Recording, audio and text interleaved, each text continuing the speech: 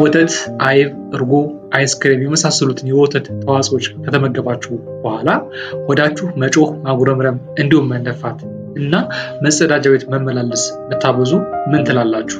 ምናልባት ይህ ወተት የተበከለ ወይም የተበላሸ ነው ትሉ ትችላላችሁ። ነገር ግን ጉዳዩ እሱ አይደለም።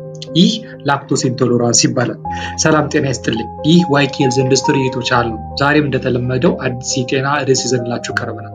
አብራችሁን ቆዩ። ለዚህ ቻናል አዲስ ከሆናችሁ ላይክ፣ ሼር፣ ሰብስክራይብ ማድረግ አትርሱ። ወደ ቪዲዮአችን እንመለስ። ላክቶስ ኢንቶለራንስ ምንድን ነው? ዛሬ ስለ ላክቶስ ኢንቶለራንስ ወይም ደግሞ ወተት ከጠጡ በኋላ ምቾት ስለማይሰማቸው ሰዎች እናያለን። ላክቶስ ኢንቶለራንስ ምንድን ነው? ላክቶስ ኢንቶለራንስ ማለት ሰውነታችን ላክቶስ የተባለውን ተፈጥሯዊ ስኳር ወይም ደግሞ ናቹራል ሹገርን ዳይጀስት ማድረግ ወይም ለመፍጨት ሲቸገር የሚያጋጥም የጤና እክል ነው። ላክቶስ ተፈጥሯዊ የሆነ ከሆኑ የስኳር አይነቶች አንዱ ሲሆን ከወተት፣ ከእርጎ፣ ከአይብ፣ ከአይስክሬም እና ከቅቤ ይገኛል።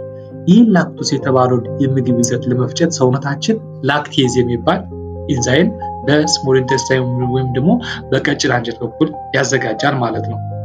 ይህ ኢንዛይም ወይም ላክቴዝ የተባለው ኢንዛይም ከቀጭን አንጀት የሚገኝ ሲሆን ይህ በበቂ ሁኔታ ካልተመረተ ላክቶስ የተባለውን ስኳር ወይም ናቹራል ግሉኮስ ምን ማድረግ አይችልም፣ ዳይጀስት ማድረግ አይችልም ማለት ነው።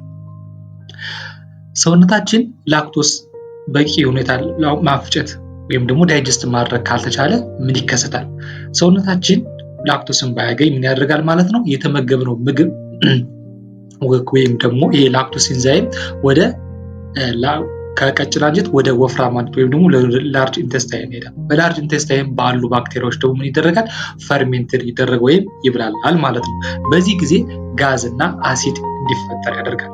ከዛ በኋላ ይህ ጋዝና አሲድ ከተፈጠረ በኋላ ሆዳችን መነፋት፣ የሆድ ቁርጠት፣ ተቅማጥና ብዛት ያለው ጋዝ እንዲፈጠር ያደርጋል ማለት ነው።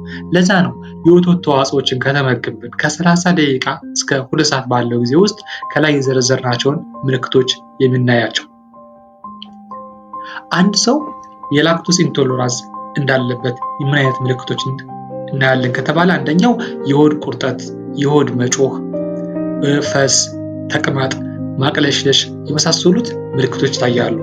ላክቶስ ኢንቶለራንስ የከፋ ጉዳት ባያስከትልም ነገር ግን የአኗኗር ዘይቤ ወይም ደግሞ ኳሊቲ ላይፍ የሚባለውን ይረብሻል ማለት ነው። ለዚህ ለላክቶስ ኢንቶለራንስ ተጋላጭ የሆኑ የህብረተሰብ ክፍሎች እነማን ናቸው ካልን በግንባር ቀደምነት ሞር አፌክትድ የሚሆኑት ጥቁሮች፣ እስያውያን፣ ደቡብ አሜሪካውያን እና ኔቲቭ አሜሪካውያን ናቸው ማለት ነው። ልጆች ሲወለዱ በቂ የሆነ ላክቴስ ኢንዛይም ስላላቸው ላክቶስ ኢንቶለራንስ የማጋጠም እድሉ በጣም አነስተኛ ነው። እድገታቸውን ከፍ እያለ ወይም እያደጉ ከመጡ በኋላ ነው ብዙ ጊዜ ላክቶስ ኢንቶለራንስ የሚከሰተው። የወተት አለርጂን እና የላክቶስ ኢንቶለራንስን ልዩነት እንመልከት። የወተት አለርጂ ስንል የወተት ከተመገብን በኋላ የሚያጋጥም የሰውነት መቆጣት፣ ማበጥ እና የመተንፈስ ችግር ካጋጠምን እሱ የወተት አለርጂ ወይም ሚልክ አለርጂ ይባላል። ላክቶስ ኢንቶለራንስ ደግሞ ምንድነው? ይህ ያለመፈጨት ችግር ነው ወይም የዳይጀስትን ችግር ነው ማለት ነው። ወይም የዳይጀስቲቭ ሲስተም ፕሮብሌም ሲሆን ወተት አለርጂ ግን የኢሚኑ ሲስተም ችግር ነው ማለት ነው። የወተት አለርጂ ምንድነው? ላክቶስ ኢንቶለራንስ የከፋ ችግር አያስከትልም፣ ሲሪየስ ፕሮብሌም አያስከትልም። የወተት አለርጂ ግን ከፍተኛ የሆነ የጤና ችግር ያስከትላል ማለት ነው። ላክቶስ ኢንቶለራንስ በዋናነት ምልክቶቹ የሆድ መጮህና ተቅማጥ ሲያስከትል፣ የወተት አለርጂ ግን ሽፍታ፣ እብጠትና የመተንፈስ ችግር ያስከትላል ማለት ነው።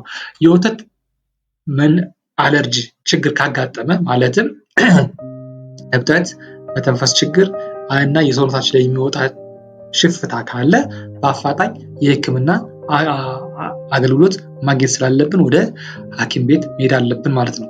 ላክቶስ